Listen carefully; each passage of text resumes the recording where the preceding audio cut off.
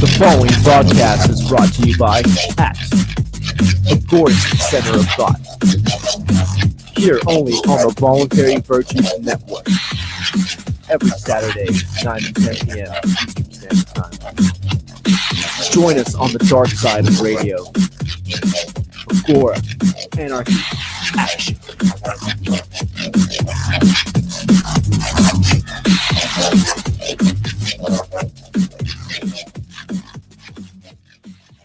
Welcome, ladies and gentlemen. This is the Agora Underground. We are live. It is Saturday, October 18th, 2014. I am Comrade Dick, your host here for the Agora Underground. As you know, we are live every Saturday here on the Voluntary Virtues Network. Thank you for tuning in, and I hope you had a great week, ladies and gentlemen, in liberty, in anarchy, in peace, prosperity. I hope you were producing something. I hope you were fighting the state in some way.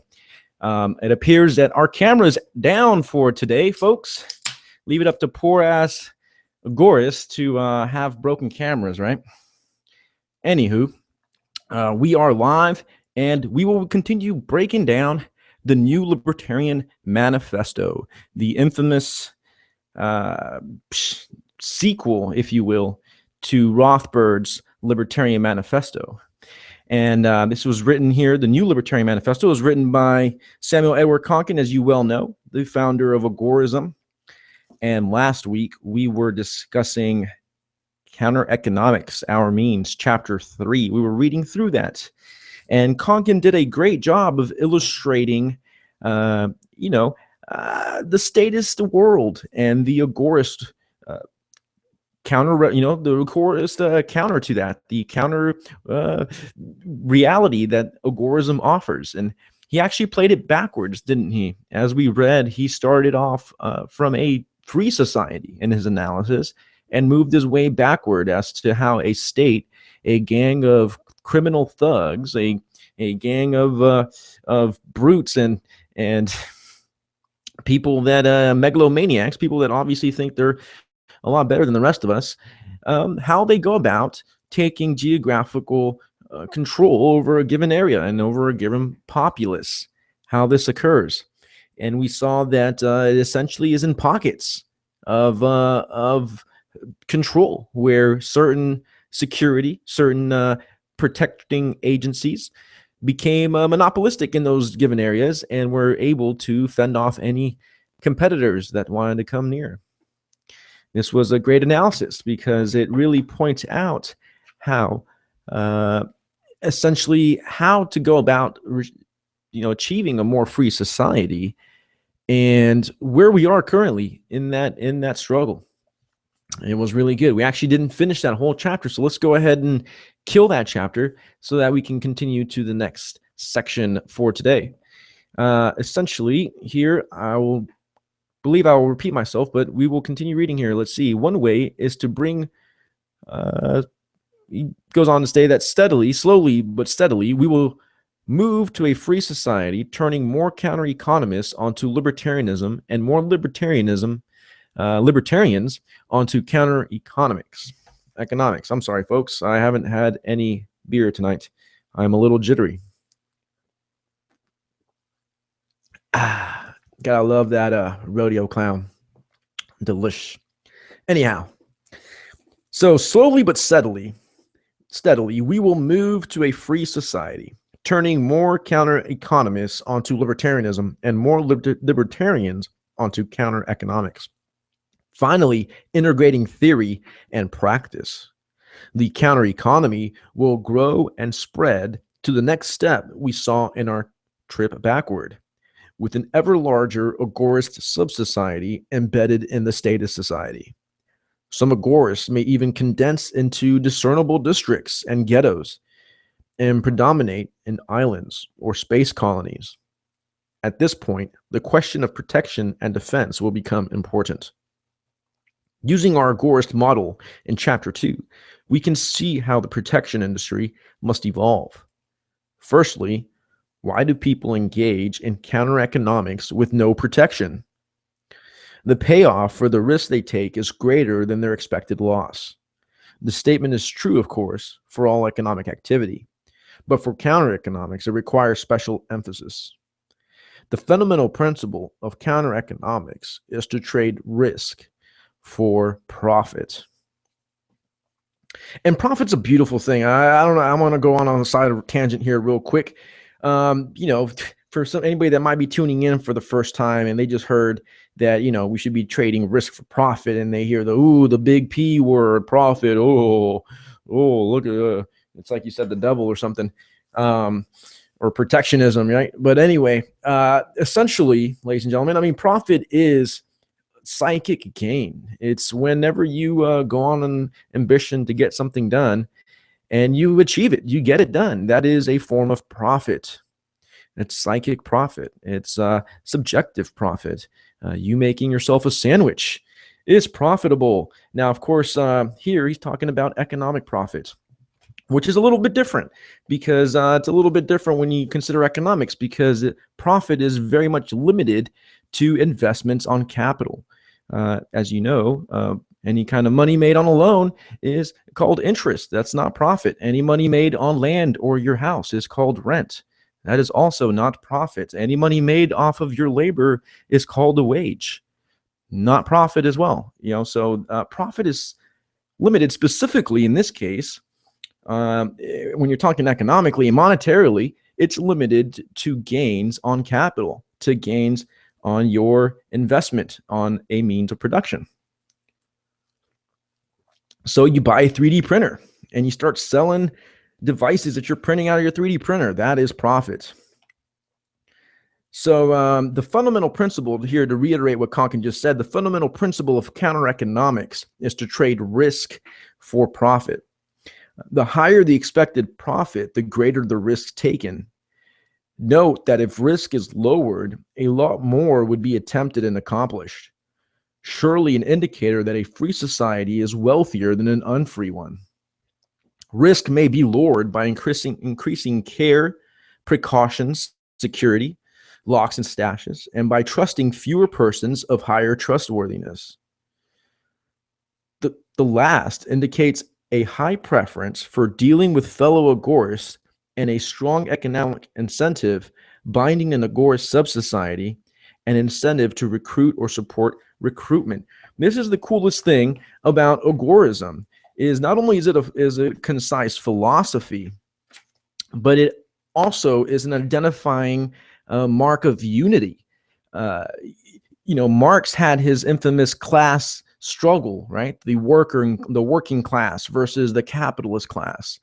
Well, in all reality, as we've seen in our economic analysis, Marx was onto something. He was onto something. There does seem to be class warfare.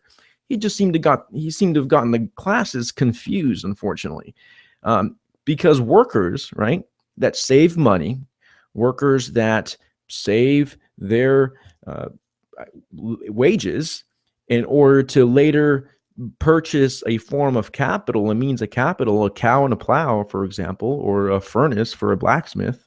A worker that goes, who negates present consumption in order for future consumption, negates present consumption in order to save for future consumption.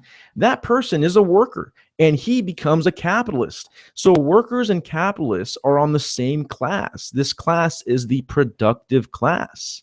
It takes savers, it takes investors, and it takes workers to produce. This is a reality of the market, of the way things go. You can work all day. If you don't have the capital to invest, if you don't have the funds backing you up, you're not going to get too far, unfortunately. And you can have all the funds and all the capital, but if you don't have people working it, that ain't going to work either. So, it's important to take note of that. Really, it really is. This is the beautiful thing about agorism, is that it's a subculture, it's a culture, it's a whole alternative realm. It's a second realm. It's a way of thinking. It's a way of identifying each other. It's a brotherhood, a sisterhood. It's the Agora. And once you realize and you believe in the non-aggression principle, it's almost like it's probably how Jehovah's Witnesses and feel when they see a fellow Jehovah's Witness. It just must feel great. It must feel great, and it sure does when I meet up with fellow Agorists, because I can trust them. I know that they believe in the non-aggression principle. I know that they believe in restitution. If one of them happened to accidentally break something of mine, if they borrowed it or whatever, I'm sure they would bring restitution to it. I know I would feel obliged to, because it's part of natural law. It's part of reasonable deductive morality, ladies and gentlemen, and that is what agorism is all about. So it's the class of the workers, the class of the producers, and the class of definitely the thinkers. So we'll continue on here. That counter-economic entrepreneurs have an incentive to provide better security devices, places of concealment, instructions to help evasion and screen potential customers, and suppliers for other counter-economic entrepreneurs. And thus is the counter-economic protection industry born. Right, we got to have a forum to a way of screening each other, knowing if we're legit or not. This is really important. You can't just go about trading and selling goods to anybody. They may be a bureaucrat trying to get you for running a business without having proper licensing and paying taxes. That's going to cost you an arm and a leg for sure. So there's going to be an incentive here to bring about a protection industry. It is born in the counter economy. It is born in the black market. And this is coming about, ladies and gentlemen, thanks to technology, thanks to the dark web, thanks to Tor, internet services, and the anonymity online, and thanks to Bitcoin, and thanks to all these things, we're reaching a stage where the counter economy, the black and the gray market, can theoretically and quite possibly provide for protection. That's an insane thought. And we'll continue on here because this is what today's topic is all about, really. So as it grows, it may begin insuring against bursts, lowering counter-economic risks further and accelerating counter-economic growth. Lookouts and guarded areas of safekeeping with alarm systems and highly technological concealment mechanisms. Guards may be provided against real criminals other than the state. Already many residential, business, and even minority districts have private patrols, having given up on the state's alleged protection of property. Isn't this so true? I mean, it's not in the state's security incentive to actually protect your property. They can't make money off stopping crime. They can only make money off persecuting, once a crime has been committed, persecuting criminals. So it's not in their incentive to actually stop a thief from stealing from you. Whereas a private agency who's held responsible if you get something stolen out of your apartment or your house, then yeah, they have an economic incentive to get that from not happening and retrieving your lost and stolen goods, right? If that were to happen. Along the way, the risk of contract violation between counter-economic traders will be lowered by arbitration. Then the protection agencies will start providing contract enforcement between agorists, although the greatest enforcer in the early stages will be the state to which each man can turn the other cone into. Yet the act would quickly result in one's expulsion from the sub-society, so an internal enforcement mechanism will be valued. That's so true. I mean, so many agorists will be tempted in their fun ventures in the gray and the black markets. They may be tempted to call upon the state if something were to go wrong.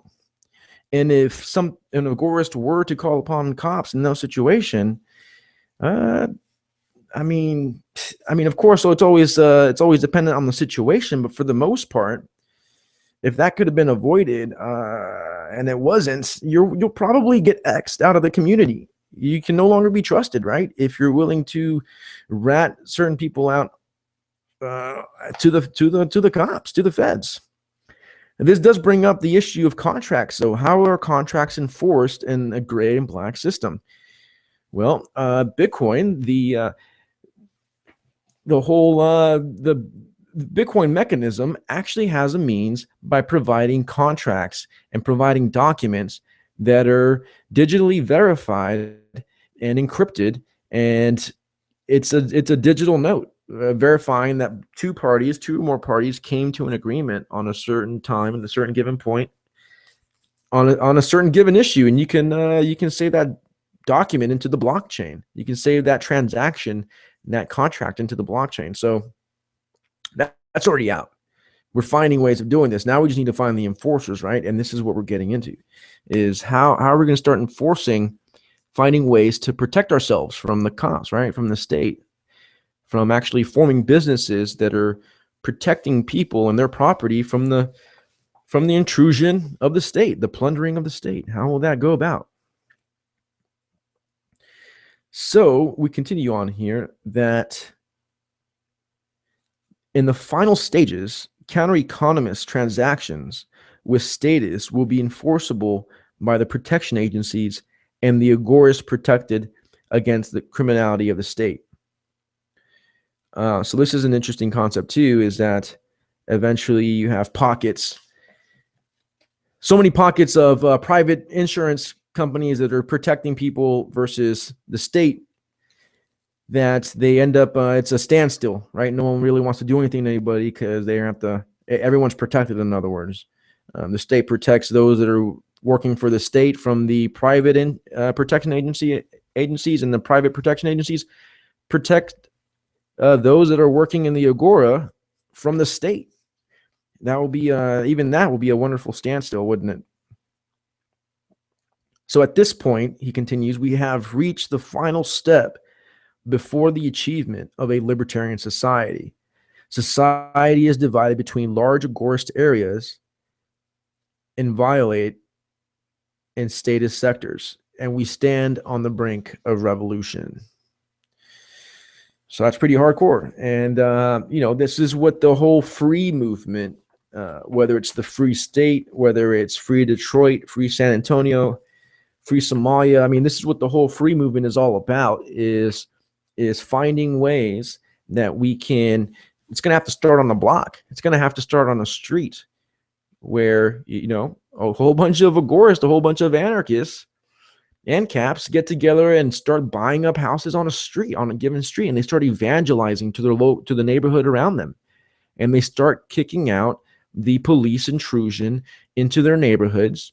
They start protecting their own neighborhoods. They start building a community watch or hiring a security firm to do it for them.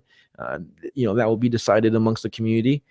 And that's the stages of it. We see this, we see these pockets in Mexico already, right? You have towns that are in Mexico that are basically people that are getting guns illegally, mind you, because under the Mexican supposed constitution, people aren't allowed to have weapons, and they've been regulated out of existence in Mexico.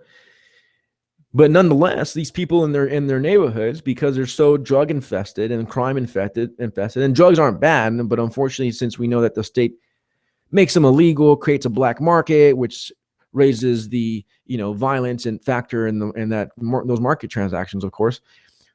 Because of that, because of rampant crime, raping, pillaging, and killing by the cartels, and the negligence of the state officials, the cops and the army, people have taken arms, and little towns have become essentially autonomous. They're being protected themselves. So the Agora is live and well. The Agora is live and well, and will continue to grow. So now we're going into section 4 here. Revolution, our strategy. Our condition has been analyzed. Our goal perceived. The mechanism has been spelled out. And set of pathways have been mapped out. Should we simply go counter-economic ourselves, educate others in libertarianism, and inform others by word and deed, we shall reach our libertarian society.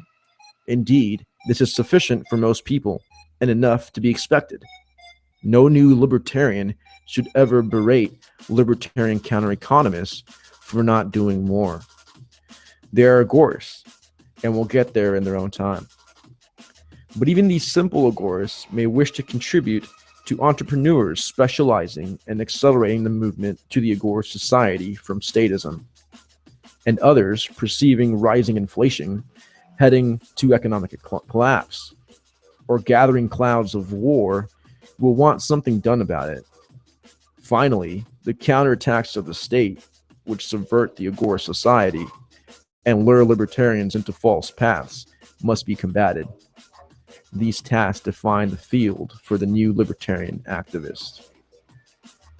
Again, for those who wish only to live their lives as free as possible and associate with others like-minded, counter-economic libertarianism is sufficient. No more is needed.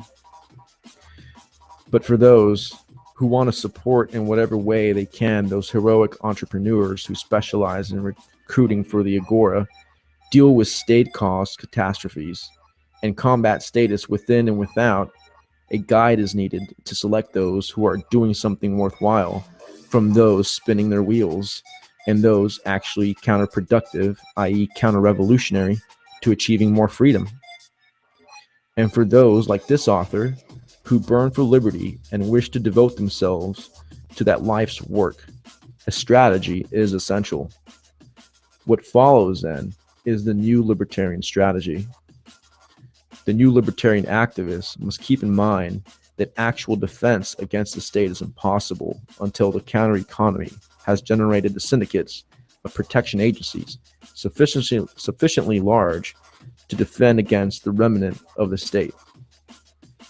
This will occur only at the phase transition between the third and the fourth steps leading back from our statist to agorism in chapter 3. Each step from statism to agorism requires a different strategy. Tactics will differ even within each step. There are some rules which will apply in all stages. Under all circumstances, one recruits and educates.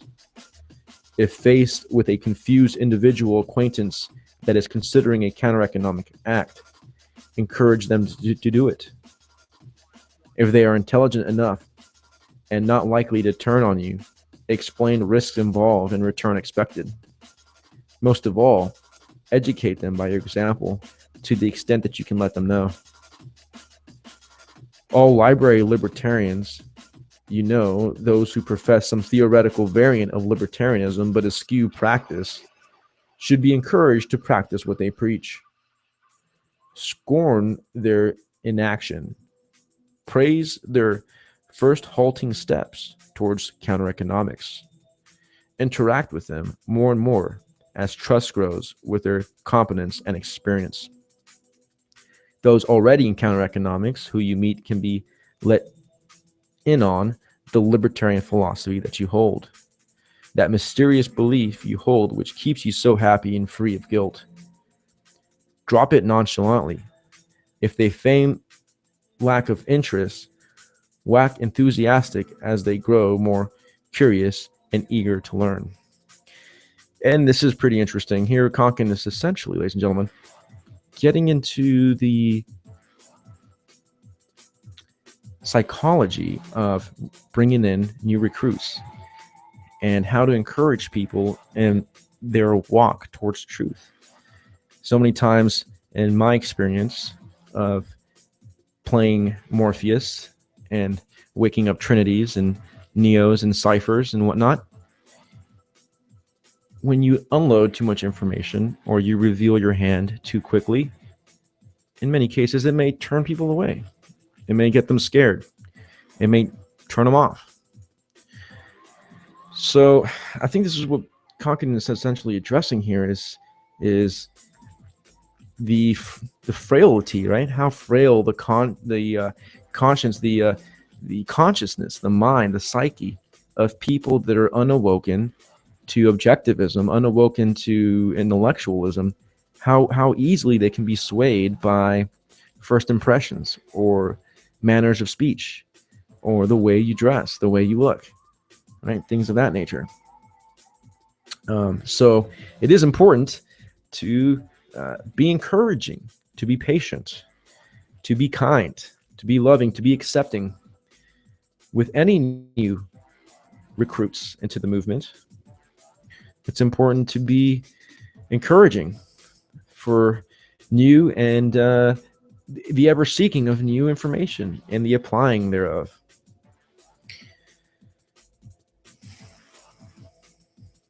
So we continue on here that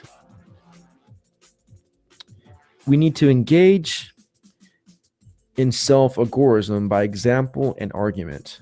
Control and program your emotional reactions to exhibit hostility at statism and deviationism, and to exhibit enthusiasm and joy at agorist acts and the state setbacks. Most of these tactics will come with routine, but you can check yourself to polish a few things. It's also the cynical value of it. I mean, once you've been in this for a while and been researching the apparatus of the state in any true historical manner, objective manner, documented manner, right? I mean, come on now. You can't help but crack up. You can't help but crack a couple jokes when you're talking about this stuff. So that may come off as being childish, or it may come off as cynicism, or may come off as lack of caring to people that are just listening in, right? And unfortunately, they don't understand how many times you've heard this and where you're really at with this. We laugh because we have nothing else to do in many ways. We laugh because laughing is better than crying, isn't it? In the end. So we continue on here that we need to finally coordinate your activities with other new libertarian activists. At this point, we arrive at the need for group tactics and organization. Many worthy libertarians argue that the market structures of businesses, partnerships, and joint stock companies provide all the organization necessary or desirable, save maybe for personal mating or socializing. In one sense, they are correct, and that all structure must be market compatible or be inconsistent with agorism.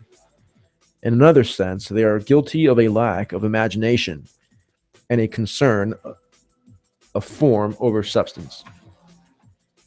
In an agorist society, division of labor and self-respect of each worker, capitalist, entrepreneur will probably eliminate the traditional business organization, especially the corporate hierarchy, an imitation of the state and not the market. Most companies will be associations of independent contractors, consultants, and other companies. Many may be just one entrepreneur and all his services, computers, suppliers, and customers. This mode of operation is already around and growing in the freer segments of Western economies. Thus, an association of entrepreneurs of liberty for the purpose of specializing, coordinating, and delivering libertarian activities is no violation of the market. It may well be optimal. The traditional name for a handling together of sovereign units for a goal and then disbanding is an alliance. Hence, the basic organization for new libertarianism and new libertarian activists is the New Libertarian Alliance. The organization of NLA or NLAs is simply and should avoid turning into a political organ or even an authoritarian organization. Rather than officers, what are needed are tacticians, local coordinators with competency and tactical planning, and strategists, regional coordinators with competency and strategic thinking. A new libertarian ally does not follow a tactician or strategist, but rather buys their argument and expertise. Anyone offering a better plan can replace the previous planner. Tactics and strategy should be bought and sold by the allies like any other commodity in consistent agorist fashion. Even though these labels are borrowed from military history and do correspond to a form of combat, never forget that actual physical confrontation with the state's enforcers must await the market's generation of protection agency syndicates of sufficient strength. All else is premature. What is the global strategy, continental strategy, and local tactics for an NLA to optimally pursue? Again, let's look at the 4 steps from or to Agora from statism. The first 3 are actually rather artificial divisions. No abrupt changes occurs from first to second to third. As will be shown, it is most probable that the transition from the third to fourth step will be quite sudden, though it is not required by the nature of the Agora. Rather, the convulsion will be caused by the nature of the state. In fact, all violence, unrest, instability, and dislocations are caused by the state, never fomented by new libertarians. Heed well, you who would be a Palladian of liberty, a paladin. And we got all David like there for a second.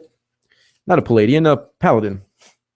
Heed well, you who would be a paladin of liberty. Never initiate any act of violence, regardless how likely a libertarian result may appear. To do so is to reduce yourself to a statist. There are no exceptions to this rule. Either you are fundamentally consistent or not. A new libertarian is fundamentally consistent, and one who is not fundamentally consistent is not a new libertarian. But using new libertarian analysis, one can predict the likely outbreak of statist aggression and move to head it off by exposure or even defend or evacuate the victims. One can also predict the probable outcome of deviations by libertarian groups and either head off in the sellouts and disasters or win respect for one's foresight and that of the new libertarian form potential recruits. Let the state be the forest fire. The new libertarian alliance are the smoke eaters who know how it burns, how to fire break, how the winds of change affect it, where the sparks may fly, and finally, how to extinguish it. Within this in mind, let us label the steps to Agora as 4 phases and outline the appropriate strategy for each stage. So we're getting here into the strategy of how we're going to go about achieving an agorist, a free, a voluntary, an anarcho-capitalist society. Should be interesting. This stuff is really good.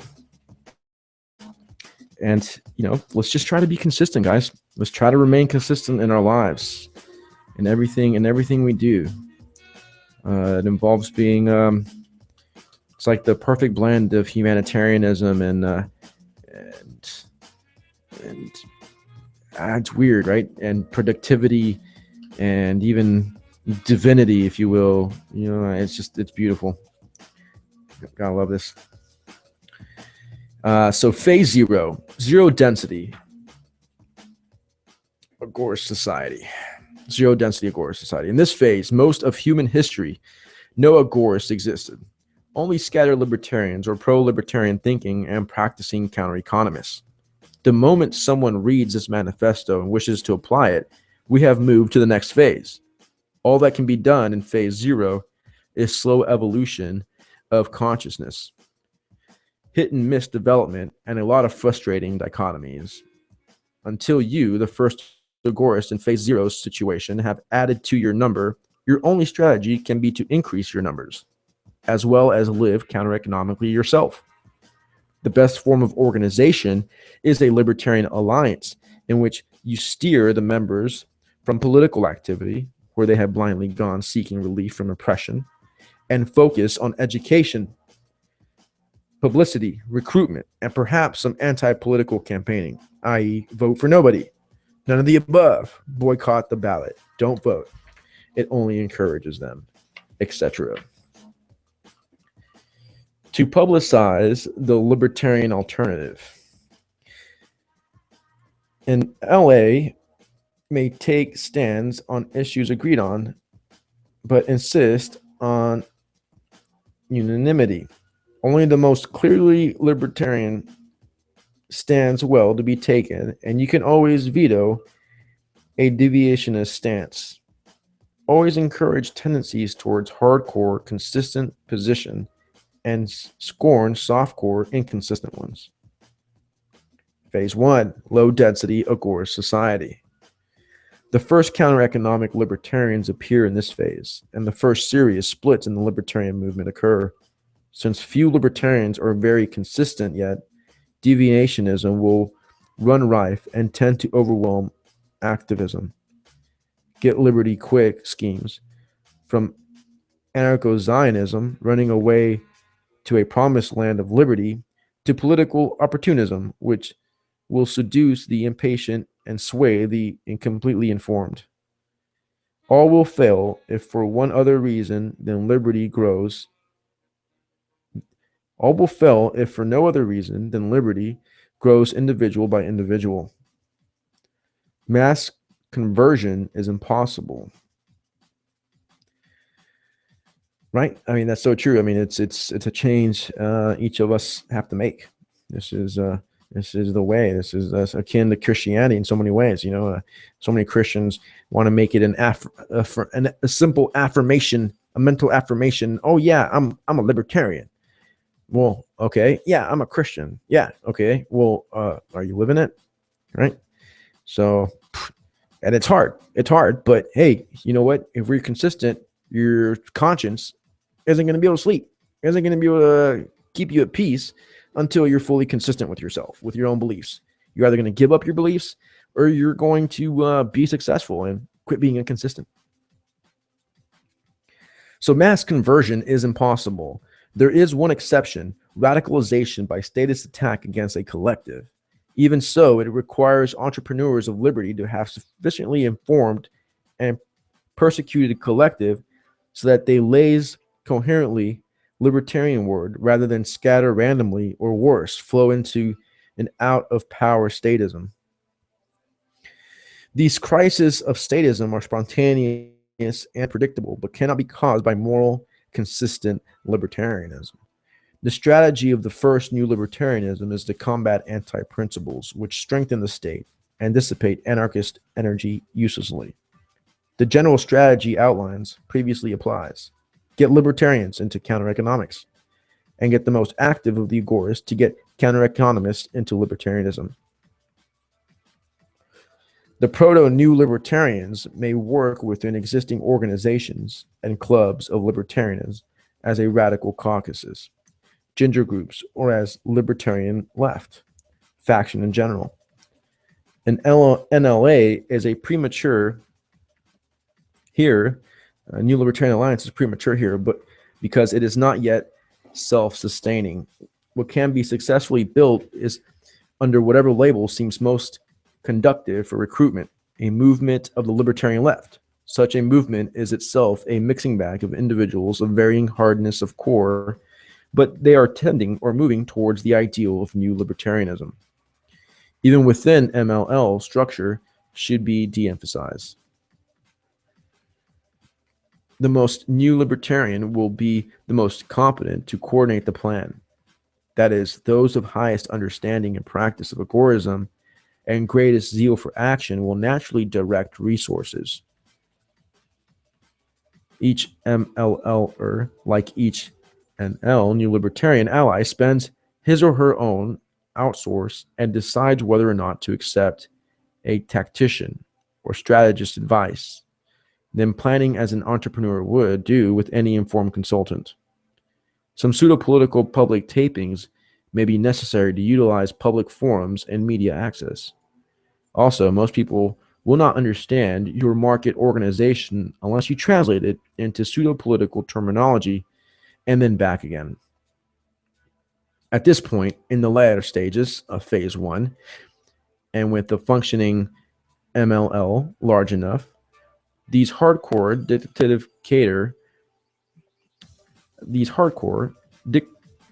dedicated, I'm starting to mumble on here. These hardcore dedicated cadre can apply leverage to sway large groups of semi-converted quasi-libertarians to actually block marginal actions by the state. So at this point, once we have enough people, they're getting together, starting to form self-awareness that there are new libertarians trying to apply this more consistently with themselves. They can get to the point where there can be leverage, right? Where we start making a voice within bigger groups. The new libertarians become a force of leverage within the greater libertarian movement. This is already in full swing. I mean, people are quite aware of the anarchist wing within the movement.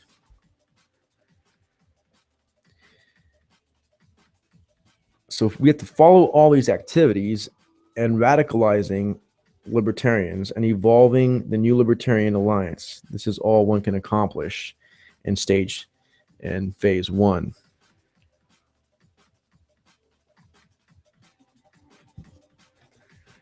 So pretty interesting. It seems like we're slightly past that stage. So we're going on to phase 2 here. Mid-density, small condensation, Agora society. At this point, the status take notice of agorism. While before libertarians could be manipulated by one ruling faction to the detriment of another, sort of anti-market competition, play with ballots and bullets rather than innovation and pricing, they will start to be perceived as a threat. Pogroms, mass arrests may even occur, although that is unlikely. Remember, most agorists are embedded in the rest of society, and associating with them are particularly converted libertarians and counter-economists. In order to reach this phase, the entire society has been contaminated by agorism to a degree. Thus, it is now possible for the first ghettos or districts of agorism to appear and count on the sympathy of the rest of society to restrain the state from a mass attack. Very true. These communities, whether above or underground, can now sustain the new libertarian alliance. The NLA acts as spokesman for the Agora with the state of society, using every chance to publicize the superiority of agorist living to status inhabiting, and perhaps argue for tolerance of those with different ways. In this phase, the Agora society is vulnerable to status regression of the populace. Thus, the agorists, whether visible or not, have a high incentive to at least maintain the present level of libertarian consciousness among the rest of the populace. This being done most expertly by the New Libertarian Alliance. One way to define who the NLA is in this phase. The NLA has its sustenance and its mission. But in addition to defending the Agora sub-society, it can work towards accelerating the next evolutionary step. So this is great stuff here. I mean, we're already starting to see this kind of happen with Mutual Shield, right? George Donnelly's organization there, where, you know, if we can get enough people to come together under the NLA, the New Libertarian Alliance, you get a big enough group to where, you know, this would be a formidable group in size if it were a political action committee, and essentially start putting out public statements, right? Start putting out recruiting campaigns and commercials and public statements and ads that totally bust and break down the status paradigm and the lies and the discrepancies. And this is kind of where we're at. You know, I mean, seems like we're starting to all become self-aware. We're definitely all self-aware. This has already been established. And now we're starting to associate, and now we're starting to promulgate, and we're starting to infect the populace with truth, with economic sound analysis, right? With economic analysis. I mean, this is amazing. how quickly freedom is speeding up, and you can see the state, trying its best to try to keep us afraid, try to keep us in the dark, in the cave, staring at the shadow puppets, right? Whether it's Ebola, whether it's ISIS, crises will occur. Pandemics will undoubtedly occur from time to time. This is a natural process. But that is not, my friends, a valid enough reason to go running into the hands of oppression and despotism. Okay? We're always going to have issues. We're always going to have problems. Best way to deal with those problems and those differences and those hard times, those hardships, is through voluntary means. You can't get things done at a barrel of a gun. It's highly inefficient, demoralizing,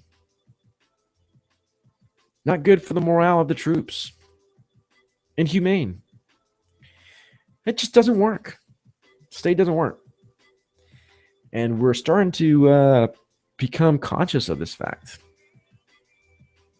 The gears of statism are coming to a screeching crash. The lubrication is running thick, thin.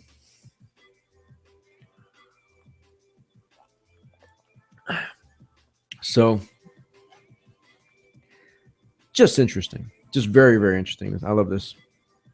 So, it's also really interesting how, out of all the other groups, ideologies, politics is so unaccepting, right? We always talk about inclusion and tolerance for everybody. Really, statism is tolerance, telling people, how much they can make, and if they make any more than X amount, they're going to get taxed much, that much more, and if they, how they need to produce stuff, and that every transaction needs to be monitored and declared to the state officials. I mean, really, that's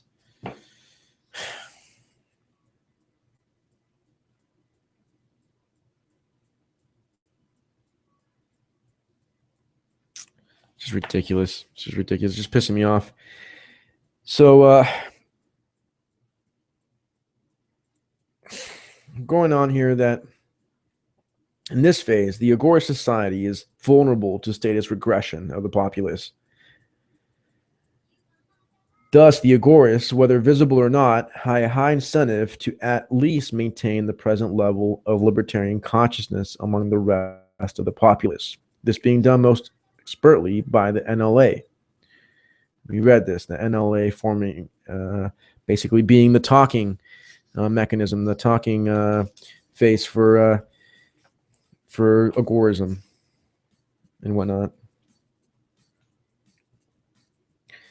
So phase 3, the highly density, the large condensation Agora society. This is where we're moving into, and hopefully we can all do our part to make it come much more readily and speedily.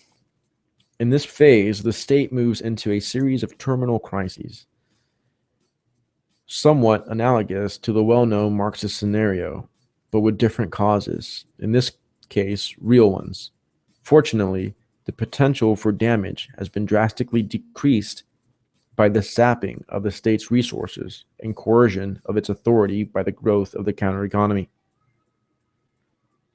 Corrosion of its authority by the growth of the counter-economy. In fact, as the resources of the economy approach equality between the state and the Agora, the state is pushed into crisis. Wars and rampant inflation with depressions and crack-ups become perpetual as the state attempts to redeem its authority. It may be possible to reverse its decline by corrupting the Agora with deductive anti-principles. So the NLA's first task is clear: to maintain vigilance and purity of thought in this phase. Following, the NLA may no longer hold either label or much of its old form. The most motivated new libertarians will move into the research and development supply for the budding Agora's protection and the arbitration agencies and lastly, as directors of the protection company and syndicates. The situation now approaches revolution, but is still reversible. Again, new libertarians are in the forefront of maintaining and defending gains to this point. But looking ahead to the next phase, the New Libertarian Alliance, now just a collective term for the most forward-looking elements, can accelerate the process by discovering and developing the optimal methods of protection and defense, both by word and deed, for their industry entrepreneuring its innovations. At this phase, transition between 3 and 4, we have the last unleashing of violence by the ruling class of the state to suppress those elements that would bring them to justice for all past state crimes. The state's intellectuals perceive that its authority has failed and will be lost. Things must be reversed now or never. The NLA must prevent premature awareness of this status or premature action on this awareness. This is the final strategic goal of the NLA. When the state unleashes its final wave of suppression and is successfully resisted, this is the definition of revolution. Once realization has occurred that the state no longer can plunder and pay off its parasitical class, the enforcers will switch sides to those better able to pay them, and the state would rapidly implode into a series of pockets of statism in backwards areas, if any. Boom. And you can see that building up. I mean, technology, innovation, the evolution of human thought and consciousness and these ideas, right, of liberalism reaching this climax. You can see this coming. You can see the bricks of the state falling, starting to crack, right, and fall apart. I mean, it's beautiful. Wow, like who would have known that, you know, the end of the world would be the brightest time of human development, right? Amazing. So in the last phase 4, the Agora society with statist impurities. The collapse of the state leaves us only mopping up operations. Since the insurance and protection companies see no state to defend against, the syndicate or allied protectors collapse into competition. And the NLA, the New Libertarian Alliance, its support gone dissolves. Statists apprehended pay restoration, and if they live long enough to discharge their debts, are reintegrated as productive entrepreneurs. Their training comes automatically as they work off their debt. We are home. Chapter 2. New libertarianism is taken for granted as the basis of ordinary life, and we tackle the other problems facing mankind. And then we can deal with Ebola, and then we can deal with pollution, and then we can deal with mass extinctions of animals and overpopulation and all these things. But all these problems, ladies and gentlemen, will never get solved under the state apparatus. You know that. We know that. Only the market, only the collective yet individual participation of every individual on the planet can solve our problems. And that is where we're heading, and it's beautiful, and we need you. We need you. The New Libertarian Alliance needs you. It needs me to be more consistent, more on point, more sharp, sharpening my brain, sharpening my physical strength, sharpening my contribution to the Agora. We need to quit being afraid of change, of challenges, of life. Quit fearing the unknown. Quit fearing death. We need to come to terms with our Creator, with ourselves, with what's next in this life. Come to terms with the universe. You and the universe need to come to terms. You and God need to come to terms. And We just need to live this consistently. We need to apply it in our lives. We need to turn off the statist propaganda. We need to eschew diversionary tactics. Right? We need to resist inconsistent strategies. We need to sharpen our mental ability, ladies and gentlemen. If we don't do this, it is the extinction of human civilization as we know it. Humanity is counting on you. You are Neo, and I've been looking for you.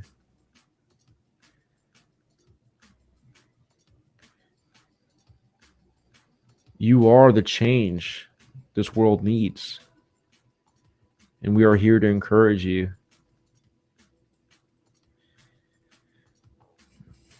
And together, ladies and gentlemen, individually, cooperatively working together, there is nothing that can stop us. Nothing that can stop us. And if we are living in accordance to the non-aggression principle, we have just made such a huge leap in the morality of civilization that even if, for those that don't believe in the Judeo-Christian God and Jesus Christ, I do, I'm a Christian, but, God would be highly pleased with the new libertarian society. At least people no longer want to plunder each other. At least people no longer want to rape and kill each other, wage war, impoverish people, starve populations, propagandize, indoctrinate.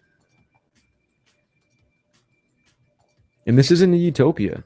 This is just simply rationalization fulfilled and fully realized. This is revolution realized. This is the productive class realized.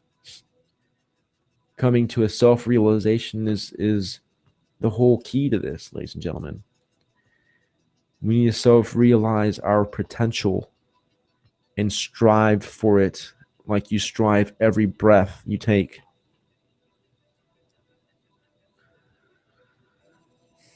I'm terribly sorry for my mess-ups on the reading. I am an idiot. I do hear that you can increase your mental astutedness if you keep reading and you keep thinking and you keep writing and doing that kind of stuff, eating healthy food, getting them omega-3s and 6s up in your brain. So remember to do that. Live healthy, get some exercise, keep reading. Love your family, love those around you. Don't give love if it's to a vampire, right? A psychic vampire. Granted, don't be a sacrificial lamb for others, because the swine, right, care not for the pearls. So don't cast your pearls before swine. You are a pearl, ladies and gentlemen, and this world was made for you, so you take control of it. Destiny and fate are in your hands. Till next week, this was the Agora Underground. Comrade Dick here. Laissez-faire, ladies and gentlemen. God bless.